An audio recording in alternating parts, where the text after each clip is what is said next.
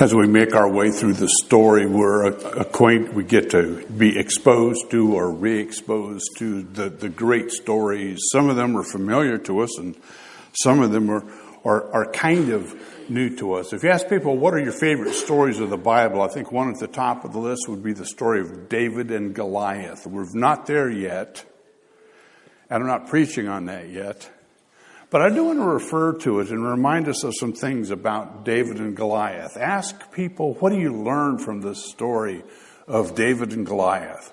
Well, it's a great story of a battle between a little guy and a big guy, and the little guy wins. And so what we learn is because we identify with the little guy, we learn that little guys can sometimes beat big guys. That's not at all what the story is all about. The story is all about something that may not be quite as attractive as that. The story is about what seems to be a common theme of life, that the one with the greatest power wins. The one with the greatest power wins. As a matter of fact, that was exactly what the little guy said to the big guy. You read as you read this story in 1 Samuel chapter 17, you get to verse 45, and as David is coming up to the Philistine, he says, "You come against me with a sword and a javelin, but I come against you in the name of the Lord Almighty, the God of the armies of Israel, whom you have defied." You trust in a piddly weapon that you have in your hand. I have a much greater power, the Lord God Almighty. It's not about a little guy with little power against a big guy with bigger power. It's about quite the opposite. And because we miss the point, sometimes we make the wrong applications. Not about a little guy and a big guy. We wrongly think that any little guy can stand up to a big guy if he just believes in himself. Oh, come on now. I want to tell you that if you believe in yourself, you're going to get killed out there. If all of your faith is in you and what you bring to the table, you don't have enough to get by. What you need to understand is the proof of the story, and that you find in so many different stories, is it's all about God and His power. Now, let's go back to the story. And that's what we read about this week in session 6 in the 13th chapter of the book of Numbers. Let me simply review for those of us who read the story and bring you up to speed. For those of you who may not have taken advantage of the opportunity to read that this week. But you get to Numbers 13, the beginning of the chapter, says that God says to Moses, "Send some men to explore the land of Canaan, which I'm giving to the Israelites. From each ancestral tribe, pick one. From the 12 tribes, send one of the leaders." Now, please note, in this statement, God says to His people, their leader Moses, "I've already given you this land. It's already yours. You're just about to cross over into it."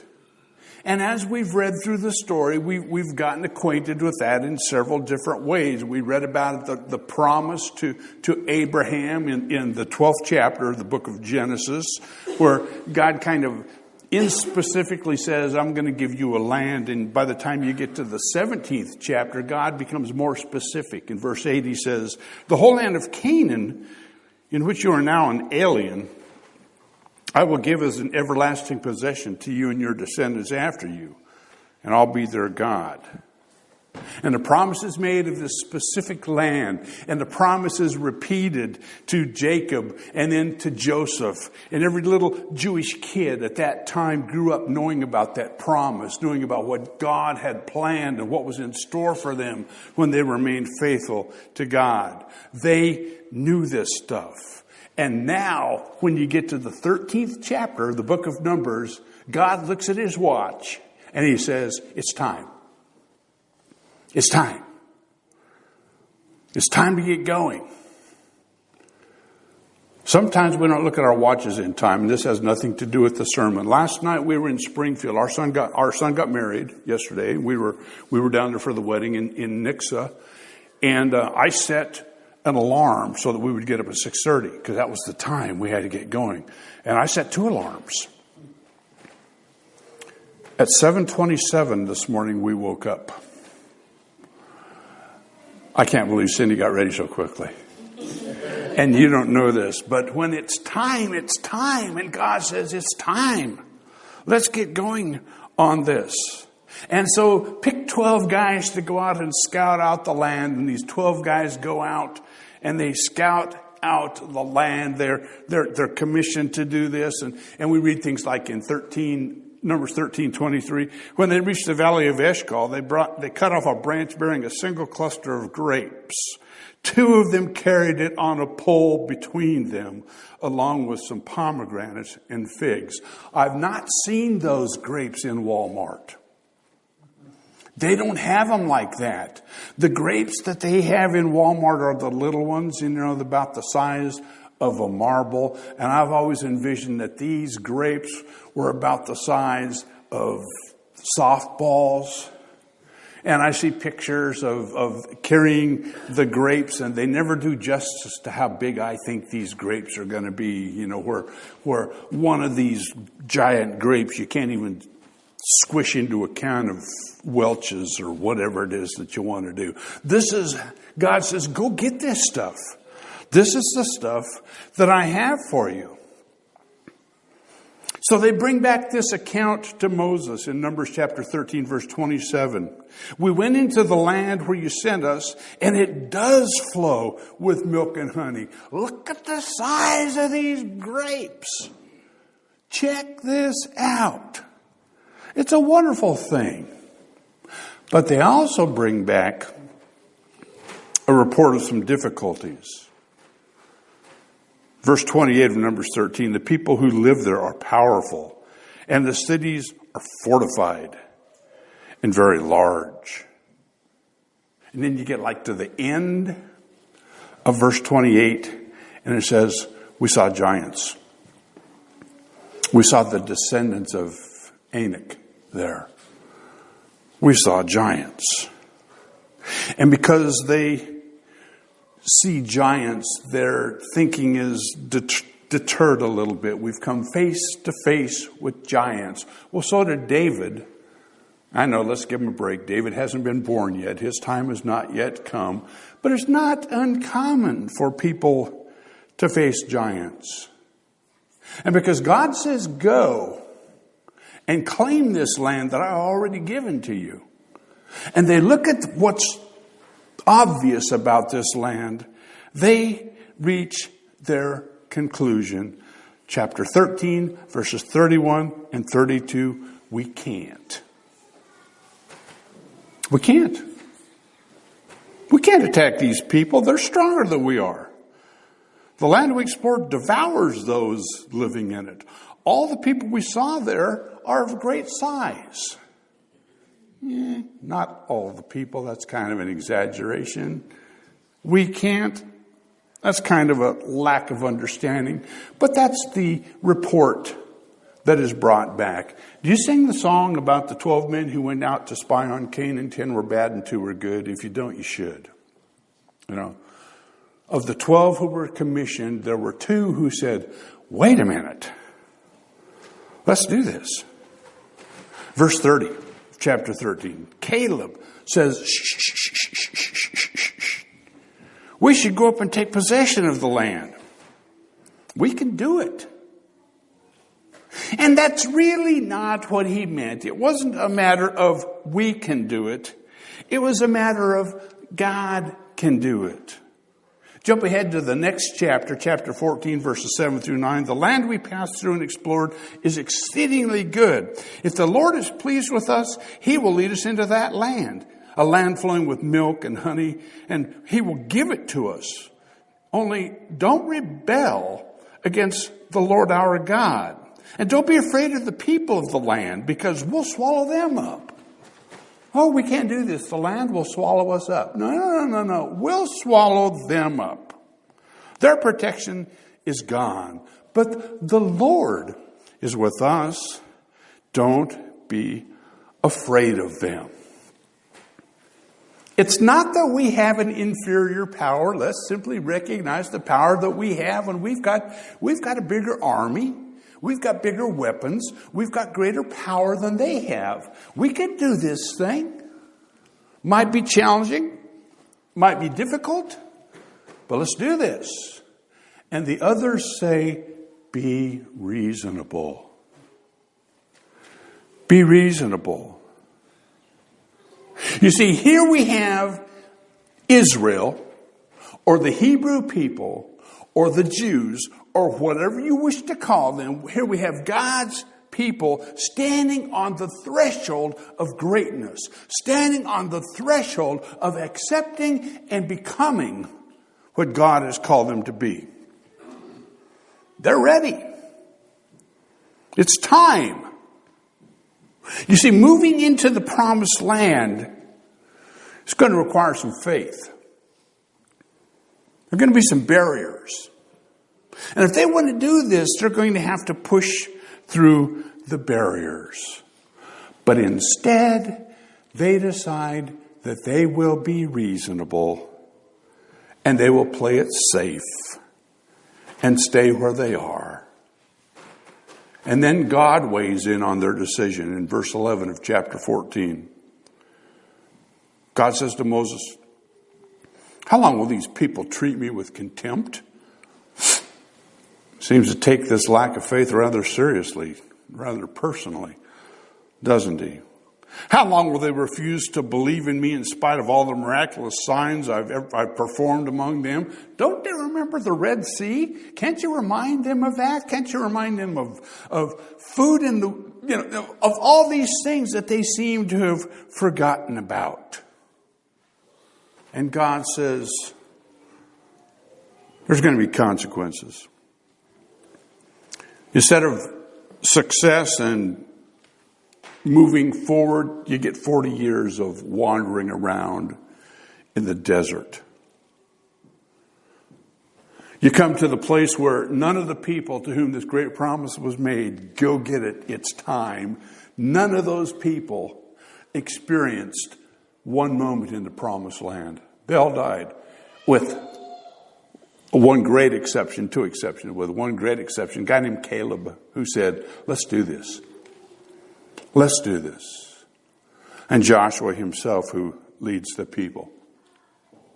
Now that's an ancient story that teaches us an ancient truth. Don't make that mistake.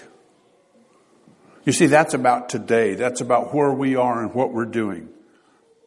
Paul reminds us a couple of times in 1 Corinthians chapter 10 that the stuff that happened in the past has relevance for our lives today.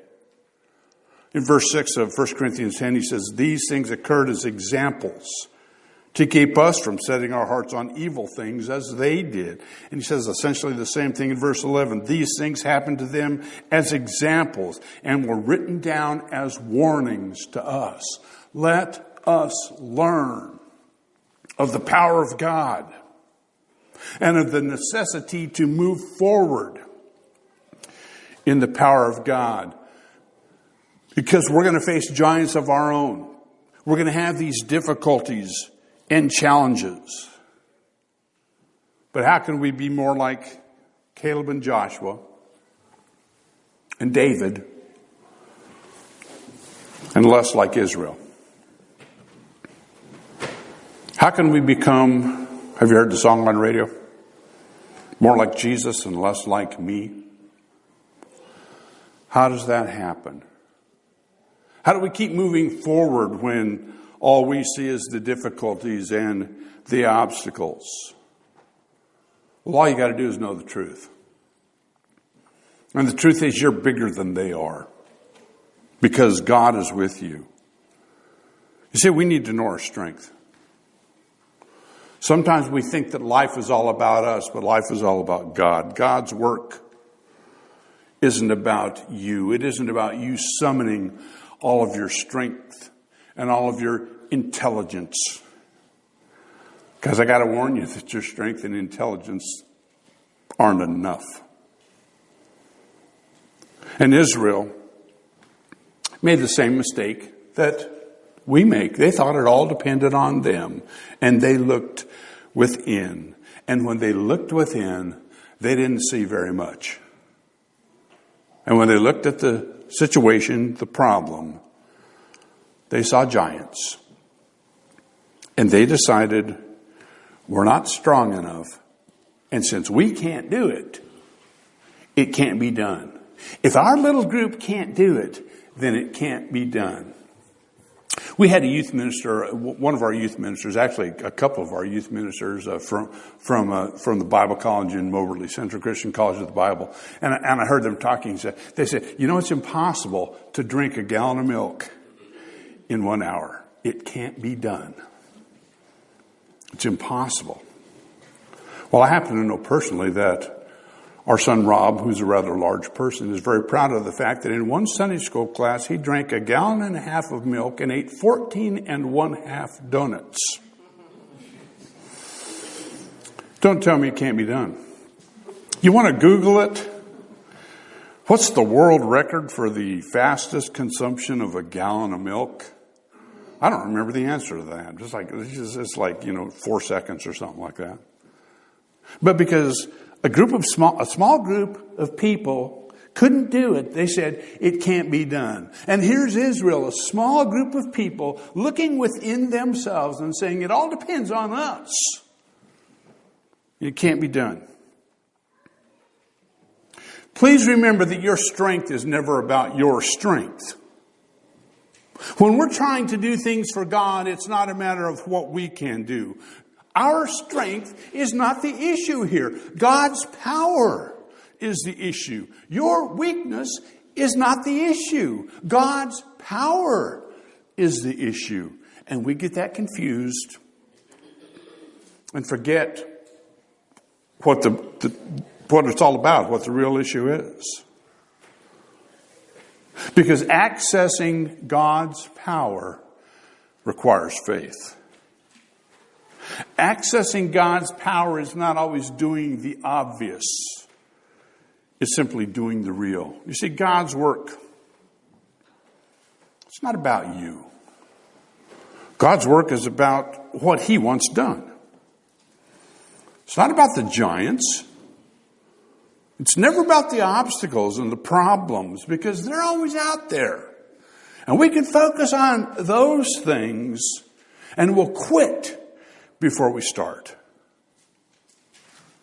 There are always logical reasons to not move forward. There's giants out there. There's walled cities out there. These people are prepared as well as they can be prepared against invasion and intruders.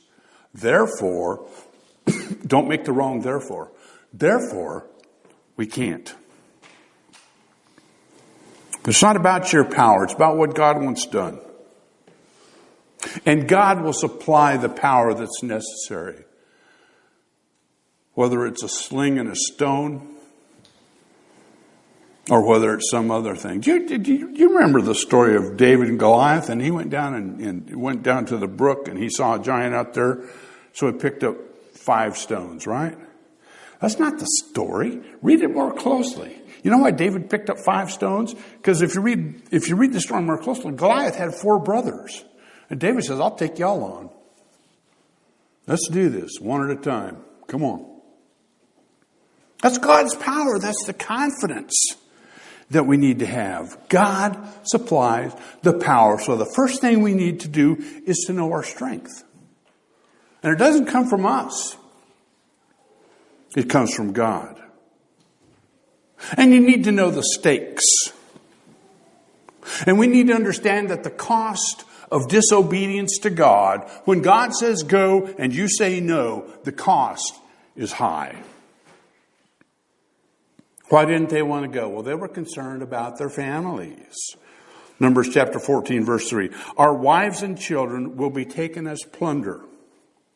Catch that. Catch that.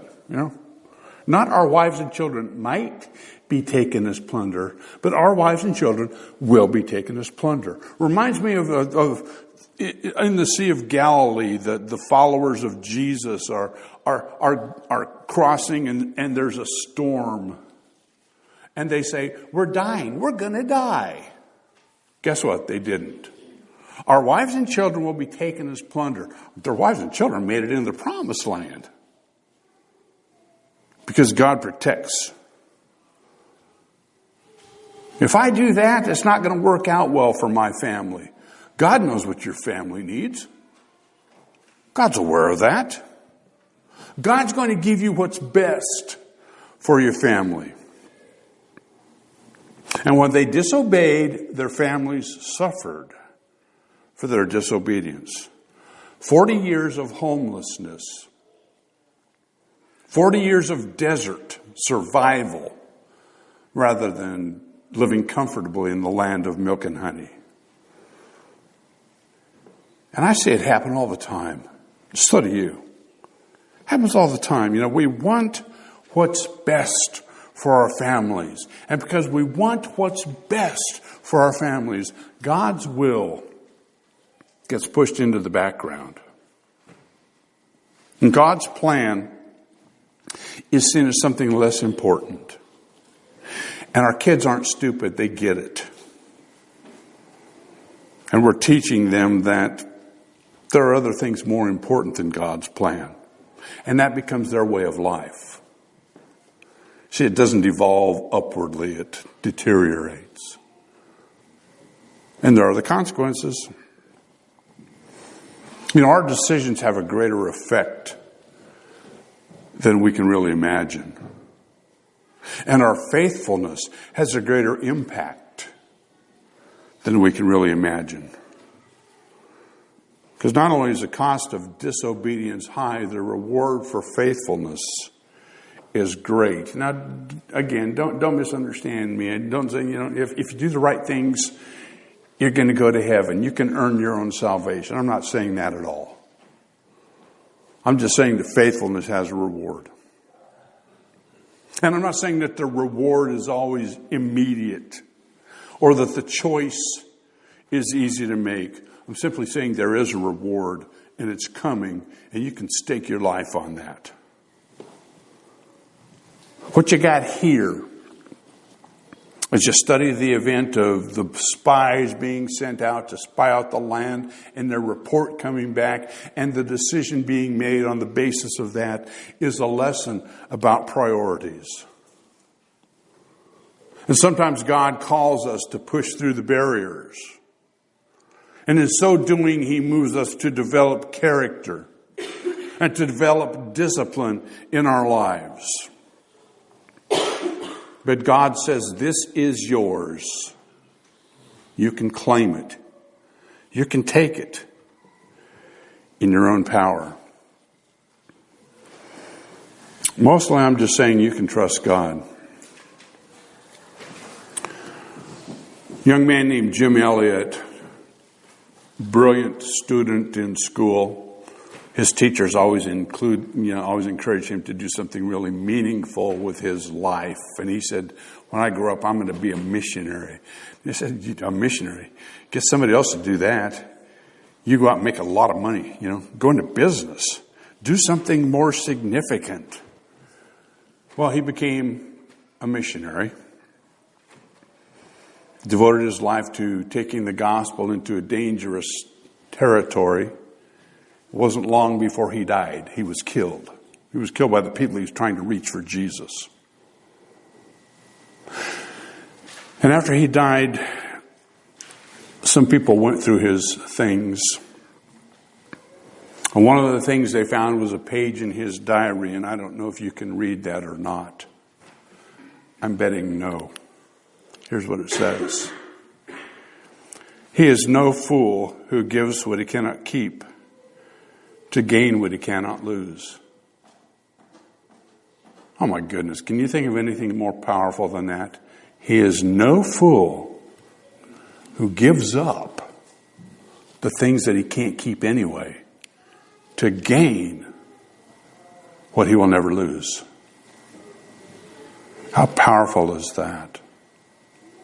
How powerful is that? And you can't keep it all. You simply have to choose that which you will keep and that which you will give up. Jim Elliot chose wisely. Now, I know that the Bible says we're not supposed to judge people, but I'm going to judge him anyway. He's in heaven now, enjoying a whole lot more than milk and honey. Enjoying all the rewards that God has promised to the faithful. And God still calls His people to push through the barriers. He's not called us to the easy life, but He's called us to do the things that are not just meaningful, but the things that are eternal. And the lesson is not that there's giants out there. The lesson is that the power is behind us, that God is with us, that we got to know our strength. And the only way that you can know your strength is to know God. The only way that you can live in this kind of power is not live in your own strength, not trust your own resources, because they run out pretty quickly. It's a matter of trusting God. And it's a matter of knowing the stakes and what is at stake and the importance of living a life of faithfulness. God still says there's lots to do, and His people still say we can't do it. There are giants out there. It's hard. It's hard. We live in a world that is resistant to the gospel. They've heard it and they've said they don't want it. And God says, go out there and try again. Because you can do this in my strength. It's never about the feeble things that we have to offer, but it's about the power that God entrusts to us. Let's celebrate that power. If there's a decision that you need to make today, I would say let's not put that off. Let's let God be the determining factor in our lives. Let's live in His strength and in His power. Just a moment, we're going to sing a song that says, only trust Him. Don't trust in the things that we have to offer. Trust in the way that God empowers us. Let's take that with us and see what happens. Number 330, let's stand together as we sing.